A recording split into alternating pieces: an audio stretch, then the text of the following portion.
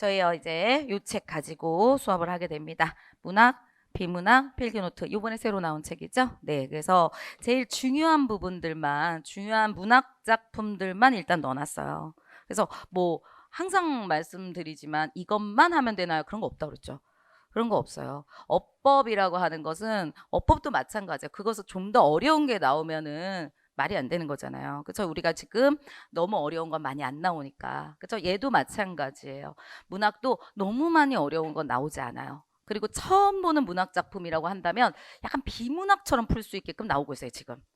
특히 소설 같은 게 읽으면 내 그것을 내용 몰라도 읽으면 풀 수 있을 정도로 나와요. 그러니까 우리가 준비해야 될 것들은 대표적인 시요. 그러니까 대표적인 시, 대표적인 소설이요. 그래서 그런 것들이 조금 어렵게 나오는 거예요. 공부했니? 라고 물어보려면. 근데 낯선 거, 우리가 좀 많이 그렇게 공부하지 않는 거, 다시 말해서 중고등학교 교과서에 나오지 않은 거. 그래서 교과서에 나온다 하더라도 18점 교과서에 나온다 하더라도 뭐 한두 어떤 출판사에서 나온 거 이런 것들은 비문학 풀듯이 나오는 거니까 그런 것들은 많이 고민하지 마세요. 그래서 어떻게 공부를 하시면 되냐면 일단 여기 있는 거 있죠? 여기 있는 거에 고전하고 그다음에 현대하고 이런 부분들 공부를 쭉 하시고 그다음은 하프 모의고사라든가 아니면은 실전 동형 모의고사라든가 이런 거 문제 풀면서 그때마다 나올 때마다 제가 이건 이렇게 푸시는 거예요. 이건 별로 그렇게 중요하지 않고 얘는 또 중요합니다 하면서 말씀드리는 것들이 있을 거예요. 그러니까 더 한다라고 생각하시면서 하시면 돼요. 그러니까 요 2권을 공부를 하시고 2권 공부하시고 나머지들은 문제 풀면서 내가 더 하나 더 해가면 되는 거구나. 네, 그 정도면 돼요. 그 정도는 됩니다. 우리가 수능처럼 굉장히 깊숙이 가지 않습니다. 굉장히 깊숙이 가지 않으니까 요 정도 공부하면 되는구나 이렇게 생각해 주시면 돼요. 그다음에 두 번째 그 중에서도 우리가 문학 작품 중에서도 우리가 이제 5가지의 그 영역들이 있어요. 그래서 뭐가 있냐면 고전 시가 쪽이 있고요. 그 다음에 고전 소설, 그렇죠? 고전 산문 쪽이 있고요. 그 다음에 현대시 쪽이 있고요. 그 다음에 현대소설 당연하겠죠. 이런 쪽이 있고요. 그 다음에 수필 희곡이 있어요. 수필이라든가 희곡 쪽이 살짝 있는데 이쪽의 출제율은 그렇게 높지 않아요. 이쪽이 출제율이 높지 않아요. 그러면 단연코 어디냐? 단연코 고전 시가예요. 그죠? 여기가 가장 높고요. 그 다음에 두 번째 얘기한다면은 현대시예요. 그러니까 우리는 운문 쪽을 좀 좋아해요. 운문 쪽을. 그리고 고전 산문하고 현대 소설하고 요쪽 있죠? 요쪽이 조금 좀 낮아요. 그러니까 우리가 산문 쪽에 조금 더 출제율이 좀 낮다 이렇게 말씀을 드릴 수가 있어요. 그리고 아까 말씀드린 대로 고전 산문이나 현대 소설 같은 경우에는 비문학처럼 지금 출제되는 경우가 많기 때문에 우리는 대표적인 것들 그리고 대표적인 어떤 개념들 용어들 이런 거 위주로 좀 공부를 해놓고 그러니까 대표 작품하고 대표 개념들만 공부를 해놓으시면 된다 이렇게 말씀드립니다. 그러니까 좀 우리가 힘을 쏟아야 될 것은 고전 시가하고 현대시 쪽 이쪽을 좀 힘을 쏟아야 되고요. 그래서 이 2권 같은 경우에도 고전 시가하고 현대시 쪽이 많이 나와 있어요. 이쪽입니다. 그 중에서도 단연코 1위 단연코 1위는 시조입니다. 그렇죠? 그래서 시조라고 하는 게 가장 중요한 부분이기 때문에 이쪽이에요. 그러면은 시조라는 게 평시조도 있고 연시조도 있어요. 그 다음에 사설시조도 있어요. 이거만 먼저 말씀드릴까요? 평시조는 3줄짜리예요. 그래서 우리가 초장, 중장, 종장 이렇게 말하는 이 3줄짜리가 평시조예요. 얘는 제목도 없어요.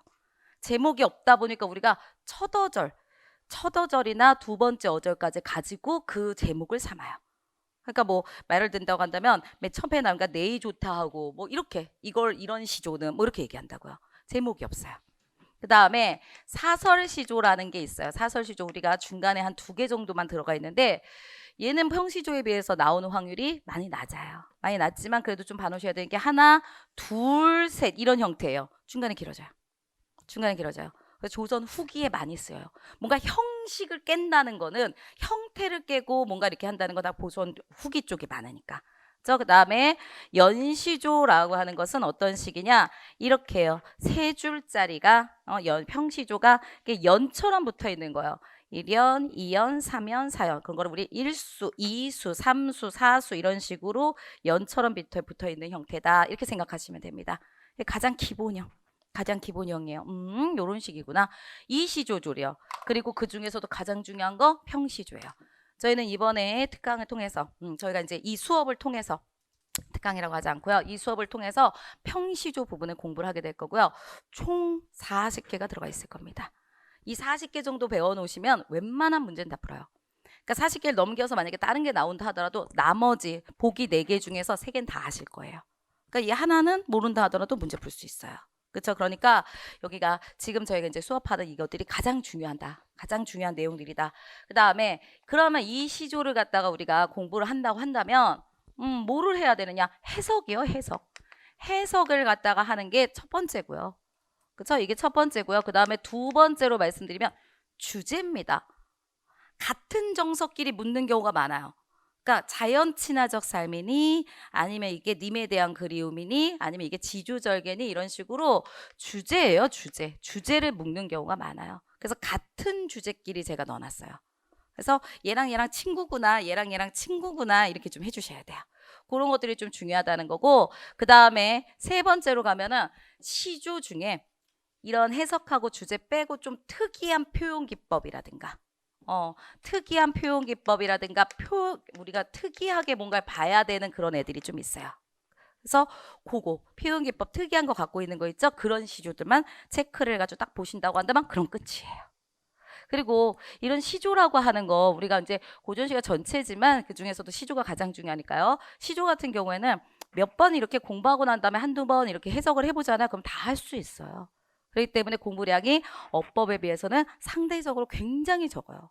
적으니까 그날 한 공부한 거, 그죠? 그날 정리하시고 이렇게 보시는 게 가장 좋다. 이렇게 말씀을 좀 드리도록 하겠습니다. 저 보시면 되고요. 제가 아마 저기 지금 현강 우리 하시는 분들 같은 경우는 프린트를 드렸을 거고, 그다음에 인강 같은 경우에는 프린트 올릴 겁니다. 프린트 올릴 거니까 거기는 이제 프린트 하셔가지고 보셔야 되고요. 그러니까 이 1강 옆에 프린트가 인강에서는 올려져 있을 거니까 PDF로 올려져 있으니까 그 프린트 하셔 보시고, 현강 분들은 제가 다 드렸죠. 그죠? 풀어보셔야 돼요. 그래도 어떻게 쥐어 짜가지고 제가 한 개당 여기 시 한 개당 한 문제는 그래도 조금 내려고 한번 해봤어요. 최대한 한번 해봤어요. 보통 시가 너무 짧아서 3-4개가 한꺼번에 같이 몰려가지고 시험 문제를 내는 경우가 많거든요. 그렇게 문제집이라든가 출판사라 뭐 참고서라든가 많아요. 근데 최대한 좀 끊어가지고 한 시당 그래도 하나의 문제는 꼭 내보려고 한번 했고요. 아무것도 안 써져 있는 거잖아요. 그렇죠? 그러니까 우리가 프린트에는 무슨 얘기냐면 해석이 안 써져 있잖아요. 우리는 공부할 때 해석이 써져 있을 거고. 그렇죠? 그러니까 아무것도 안 써져 있는 이 해석, 현대가 아무것도 안 써져 있는 거, 그런 것들을 한번 자기 스스로 해석을 하시면서 공부, 그렇죠? 복습 한번 해보시는 거 굉장히 중요할 것 같아요. 그렇죠? 그래서 이런 것들이 좀 필요하다 이런 얘기 할 거고요. 그다음에 사설시조 한 2개 정도 들어가 있거든요. 이 작품에 요거까지는 우리가 맨 처음에 할 겁니다. 그죠? 그래서 이런 것들이 좀 나와요. 그래서 이 시가 중에서 가장 중요한 게 평시조이기 때문에, 그렇죠? 평시조, 사설시조, 연시조 뭐 이런 거기 때문에 얘네들을 맨 먼저 수업을 해서 저희가 올려지게 될 거예요. 인강 쪽에서. 그러니까 이게 단연코 1위예요. 단연코 1위. 보다가 이게 중간에 들어가 있는 것보다는 너무나도 중요한 부분이기 때문에 얘네가 먼저 수업이 될 거고, 그죠? 그리고 난 다음에 저희가 이제 맨 처음부터 시작해가지고 아마 9월 달부터 저희 이제 인강 수업할 때는 맨 처음 구지가 해가 여기부터 쭉 나가게 될 겁니다. 쭉 진도가 이렇게 정리가 돼가지고 쭉 정리가 이렇게 쭉 되게 될 거예요. 그죠? 아시겠죠? 그래서 다시요. 평시조라고 하는 부분이 저희가 28페이지부터 있어요. 여기부터 먼저 수업을 하게 될 거고. 그렇죠? 그래서 시조, 연시조까지 먼저 끝내고 그리고 난 다음에 다시 앞으로 가가지고 쭉 정리하면서 가게 될 것이다. 이렇게 말씀을 드립니다. 그래서 끝내고 뭐 그다음에 뭐 소설도 좀 나와 있어요. 소설이라는 것도 대표적인 거, 뭐 애정 소설 같은 경우에서는 애정 소설에서는 뭐 하나 정도, 뭐 이생규장전, 그다음 풍자 소설 하나 정도. 그래서 거기서 개념 같은 것들 할 수 있게끔 요거 산문도 있을 겁니다. 저는 좀 근데 고전 산문 이런 거 수업할 때 전 죽을 것 같아요, 진짜. 이 심화반 분들 아실 거예요. 저 혼자 떠들고 있어요. 그리고 여러분들 막 앉아가지고 이야기 들어요. 어법은 안 그렇거든. 어법은 내가 막 하면 힘들어가지고 막 쳐다보면서 저기 동사 형사 막 이러거든요. 근데 이 고전 들어가서 이렇게 돼서요, 이렇게 돼서 그래가지고 그래서 나와가지고 임금님이 있는데 불구하고 멈추라 막 해가지고 이렇게 해가지고 막 이렇게 해서 이겼더라 뭐 이런 거예요. 그러면 이렇게 듣다가 그럼 1시간이 가요. 그럼 1시간이 가요. 저는 죽을 것 같은 거 앞에서. 그럼 1시간 딱 끝나죠? 그러면 이제 잠깐 쉬었다 갑시다. 그럼 저는 막 헐떡거리네 다들 막 나갔다가 그리고 다시 와가지고 두 번째 시간 듣는데 또 옛날 얘기야 막. 저는 싫어요. 같이 고생해야지. 그래서 또 하고 뭐 이렇게 끝내고 그러니까 고전 소설은 고전 산문 쪽 같은 경우에서는 그리고 드라마잖아. 솔직히 소설이라는 게 거의 드라마 만드는 스타일이거든요. 사극하고 거의 비슷해요. 그래서 그런 것들 이제 줄거리만 아시면 되는 거니까. 그래서 이거 막 죽을 것 같아요. 현대 소설 만만치 않아요. 막 그래서 갑자기 누군가가 태어들어왔는데 가서 어떻게 되는지 아세요? 그러고 야한 것도 많아요. 현대 소설에서. 우리 근데 야한 거 문제 안 나와요. 우리가 어떻게 그렇잖아요. 그러면 안 돼. 그죠? 우리가 국가직 그러면 안 돼. 근데 야한 거 되게 많아요. 뭐 어머 막 이러시는데 뭐 그렇지 않아요. 그리고 잔인한 것도 많고. 왜 우리가 전쟁을 겪은 그런 우리가 전쟁이 별로 안 됐잖아요. 100년이 안 넘었잖아요. 그러다 보니까 그런 것도 많고 막 이래요. 그래서 최대한 말씀드릴 거고요. 뭐 현대시라든가 이런 것들도 뭐 이야기들 좀 더 들어가 가지고 저희가 이제 서포터적으로 옆으로 이렇게 좀 보충적으로 좀 더 알아두시면 그런 풀 수 있는 게 되게 많아요. 그러면 만약에 내가 낯선 걸 본다 하더라도 풀 수 있는 역량들이 좀 길러져요. 이게 소설을 내가 소설뿐만 아니라 그 문학 하시면서 제가 꼭 생각하시는 분들이 있냐면 이과 마인드 갖고 계신 분들이 있어요. 스스로 아실 거예요. 그러니까 문과가 아니라 난 이과 체질이야 이런 분들 아세요. 그러니까 뭐라고 하냐면 왜 이렇게 해석해야 돼라고 하시는 분들이 있어요. 왜요? 뭐 이래요. 그렇게 해요. 그러니까 왜요? 저는 이렇게 안 보이는데요. 그럼 안 돼요. 문학이라는 게 정해져 있어요. 학자들이 정해놓은 거란 말이죠. 그거를 따라가셔야 되는데 저는 그렇게 안 보이는데요. 안 슬픈데요. 막 이래요. 그거 얘가 왜 순수 소설이야? 이렇게 막 저한테 막 말씀하세요. 그 순수 소설은 그 순수가 아니에요. 선생님 얘는 이상해. 막 소나기 보세요. 소나기.